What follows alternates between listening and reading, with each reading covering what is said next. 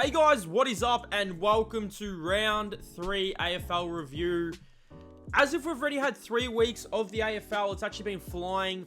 Round 3 was pretty interesting. I mean, we had some big upsets. I mean, we had Crows beating Port Adelaide. Port Adelaide are in an absolute rut at the moment. I do not know what's going on there.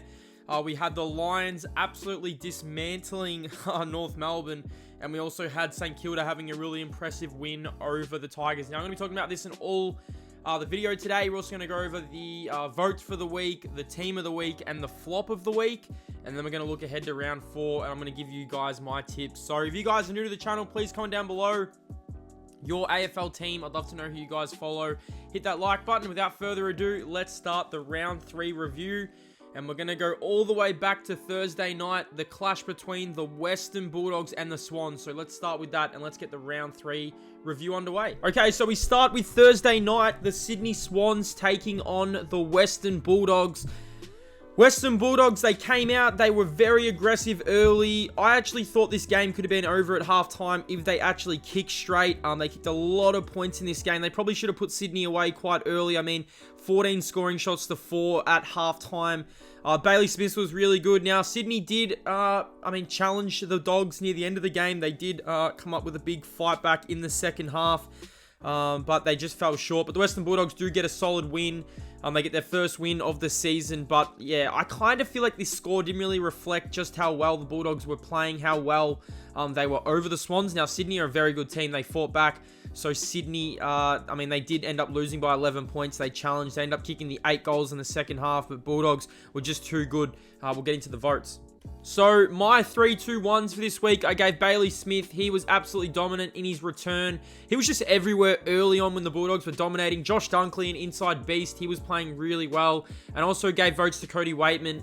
I felt like he stood up when the Bulldogs needed to kick away. He finished with 3 goals. So, a very entertaining game. The Bulldogs get their first win of the season. We'll move on to the Friday night game between the Bombers and the D's. Now, I actually attended this game on Friday night. I was actually sitting in the Essendon cheer squad. I don't know how it happened, but, wow, Melbourne should have been at least 6 goals up at quarter time. The Bombers did show a lot of fight. They have been playing some better football in the last 2 weeks, but there was just instances in this game where it honestly looked like Melbourne were just in a training drill. Andy Brayshaw had 20 marks. Yes, 20 marks off the bench on the wing. Langdon was impressive off the wing, and Clayton Oliver, my God, he is an absolute workhorse. Sam Wiedemann played well for the Melbourne Football Club. He was laid in for Ben Brown. He was out due to COVID. Peter Wright and Dylan Shield, I feel like, were the standouts for the Bombers. Peter Wright is having a really good season. I think he's equal first in the Coleman medal, but the D's were just too good. And yeah, like I said, there was instances in this game where it honestly looked like a training drill. We'll get on to the votes. So, I gave Clayton Oliver the 3. He was dominant. Brayshaw, my God, I've never seen a wingman have 20 marks. He got the 2. And Ed Langdon kicking that freakish goal. He was dominant on the wing for the Melbourne Football Club. It honestly looked like he had so much room every single time he got the ball for the D's. He really created a lot for him, and they were my 3-2-1s. The Bombers, they fall to 0-3. They'll take on the Crows next week. Melbourne, they will just keep pushing on. Melbourne too strong for the Bombers. So also on Friday night, we had the showdown between Adelaide and Port Adelaide. And oh my goodness, Dawson. Port Adelaide looked like they were going to win this game. They're up by 20 points. They actually had pretty good leads throughout this game. But my word, Adelaide fought back late in this game. And Jordan Dawson was the hero. He kicked the game winner. Port Adelaide fall to 0-3. Yes, 0-3. What is going on at Port Adelaide? Jordan Dawson, the hero. This was a really, really entertaining game of football.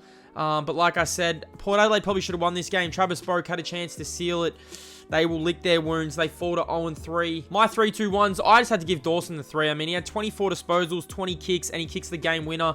How can you not give him best on? Ollie Wines was really good for the power, and Todd Marshall. Now, I know I gave 2 votes to players who weren't on the winning team, but, man, Todd Marshall and Ollie Wines were really good for Port Adelaide, and they just had that late fade out. They fall to 0-3, and, man, where to for the power? So we go to Saturday, and Saturday afternoon, we had the GWS Giants taking on the Gold Coast Suns. Now, I actually did not watch this game. Just watched some highlights. They honestly look like there's around 3,000 people at this game. What is going on at Greater Western Sydney? Now, GWS were just way too good for the Gold Coast Suns. I mean, they were pretty competitive early on, but it's just the same story. They're competitive for small parts of games, and then teams just run all over them. So GWS were just too good, and the last quarter they just run rampant. So way too good.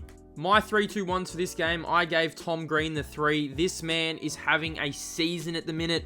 Now, round 5, I'll update you guys with how the leaderboard's looking for the J21 votes. Tim Taranto gave him 2. He's been on a tear as well. He's been playing some good footy. And Stephen Cornelio, man, finally starting to play some good footy. I think he had like 30 disposals. Probably should have kicked the goal. So GWS too good for the Gold Coast Suns. They get the job done. Tom Green again in the votes. I think he's been in the votes every single week. He is having a really good season. Now, Saturday night could potentially be one of the games of the round with the Adelaide and Port Adelaide game. Collingwood, they got out to they actually probably should have put Geelong away early on in the second quarter. They were absolutely all over the Cats. They just could not kick straight. But then in the third quarter, they got on a roll. And I think they got up by as much. It was over 30-odd points. It definitely was like 30-odd points they got up by. Geelong fought back, though, in the final quarter. I think they kicked 8 goals to 1, and they won the game. They kicked the last 8 goals of the game. They were absolutely superb. Josh Dacos, man, kicked his first goal for the Pies. He's looking really good. De Goey was looking really good. Collingwood, though, if I was a Collingwood fan, I probably would not be discouraged. They've got a lot to look forward to as a club. This is a game they let slip. But they could potentially be 3-0. 3-0. So Collingwood definitely trending in the right direction. Let's move on to the votes. This was a great fight back from the Cats. So I gave 3 votes to Tom Stewart. I thought Tom Stewart was just instrumental. I reckon he's their best player. I'm going to go out on a limb here and say he's their best player. I gave 2 votes to Josh Dacos and also gave a vote to Jeremy Cameron, because I feel like Jeremy Cameron was also instrumental in the Cats coming back in this game. Jeremy Cameron, when he is up and going, he is probably the hardest player in the league to stop. He's great to watch. So Geelong, they fight back to get the job done. Like I said, as a Collingwood fan, I probably wouldn't be too discouraged. We move on to the absolutely murder of the North Melbourne Football Club. The Lions beating North 156-48. There's not a lot to say about this. This was a really uncompetitive game. North Melbourne's reserves also were beaten by 100 points. So in the span of a day, the whole club basically lost by 200 points. It's just not good enough. I feel like North Melbourne, I'm pretty sure this time last year, they played the Western Bulldogs and they actually were beaten by 100 points as well. So it is disappointing if you're a North Melbourne fan. James Horne-Francis was trying his heart out, but he was just not good enough. North were just not good enough, and they were absolutely embarrassed. I'm expecting a big response from them this week. Brisbane did what they had to do. Lincoln McCarthy kicked 5 goals. He was really good. Jared Lyons, 2 votes. He was really good. And Zach Bailey was good as well. Charlie Cameron actually kicked 2 goals, 6. So that man could have finished with 8 goals. It could have been a lot worse than what it was on that scoreboard. So the Lions just absolutely way too good for North. We move on to Sunday afternoon, and it's Carlton and the Hawks. This was a really, really good game. So Carlton actually came out. They looked irresistible. My word, they were just absolutely firing on all cylinders. The Carlton Football Club, they got out to, I think it was like a 40-odd point lead, but Hawthorn fought all the way back to steal the lead off the Blues. This was a really good game, and these two teams are playing some really good football at the minute. So, I had Hawthorn as the Wooden Spooners, and they have absolutely just shocked me. I did not see this coming at all. They've been playing really good footy, and I'm happy for them. Good on Hawthorn for doing it, and Carlton as well. Carlton are playing some good footy, and I know a lot of people will be like, "Oh, why did Carlton give up that lead?" But they got out. They looked really good. So if they can keep playing like that, they're going to be tough to beat.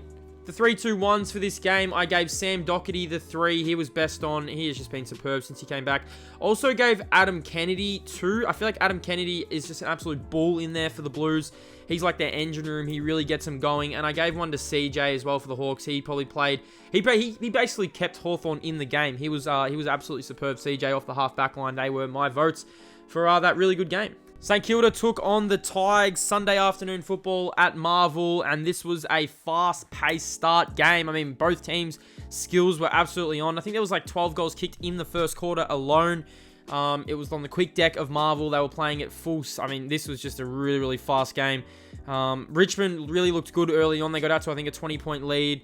It looked the Richmond of old, but then St Kilda just wrestled back all the momentum in the third quarter, and they absolutely run away with it. I think Max King kicked 4 goals in the last quarter, or 3 goals in the last quarter. He wasn't cited before the last quarter, but he was the difference in the end. Richmond did suffer a few injuries, which is disappointing, but St Kilda were just too good, and they ran away with it. And man, what is Richmond? We just don't know at the minute. So the votes for this game, I gave Brad Crouch, who actually was awarded the best on ground. He was like instrumental in changing the game in that third quarter. Jack Steele, an absolute bull in the middle, and Max King for his last quarter. I gave him 1 vote. Max King is a absolutely... Oh, his potential is crazy at the moment. I mean, if he could do that consistently throughout quarters, they're going to be very, very, very tough to beat. And the final game of the round was the derby between West Coast and Fremantle. And I don't really know what to say about West Coast at the minute. They've been struck down by a lot of COVID and they haven't really had their full team yet. So it's pretty hard to come out and really, I'd say, critique at West Coast. They were absolutely blown out of the waters. And, I mean, Fremantle took advantage of what they had to do. They did what they had to do, got the job done. They moved to 2-1. Fremantle are looking pretty good as well. I mean, they did have that disappointing loss to the Saints last week, but that was a pretty good win from the Dockers. They get the job done. So these were my votes for this game. I gave 1 to Shield. I gave 3 to Shields, who actually was awarded best on. Andy Brayshaw got the 2. He has been in the votes as well. Him and Tom Green would be right up there at the moment in the J21 votes. And Andrew Gaff as well. He tried his heart out for West Coast on the wing. I thought he played okay. But, I mean, West Coast, where to from here? Will they get their reinforcements back? Will it be too late before they get their reinforcements back? We don't know. We'll have to wait and find out. Okay, so straight into Team of the Week and Flop of the Week. As you guys can see, I have gave the best team to St Kilda. I feel like that's a really good win for them. That's a big scalp. I mean, Richmond are a big scalp. I really like their game. And the flop of the week, of course, is North Melbourne getting beaten by 108 points. I think that's the first 100-point loss of the season. It is incredibly tough to lose by 100 points, and to do it on the same day in back-to-back years. Man, what is that saying for North Melbourne? North Melbourne, the flop of the week. Best team, the Saints. I'm impressed with St Kilda. Let's hope they can keep rolling on. We'll go to the round ahead, and we'll have a look at my tips from round 3. Okay, so I tipped a possible 8 out of 9 in round 3. In round 4, these are my tips. I'm going for the Power. I reckon they're going to bounce back, and they're going to have a big win against Melbourne in Adelaide. I've got the Lions beating Geelong. I think they'll break that curse down there at GHBA. We've got Sydney, Collingwood, the Western Bulldogs, GWS. I think the Bombers will get their first win, St Kilda, and the Blues. Please let me know what you guys think of this round review, of my votes, and also of my tips for the next week. I'm excited to do this every single week. Make sure to comment down below your team who you follow. Stay blessed, and I'll see you guys in the next video on the channel.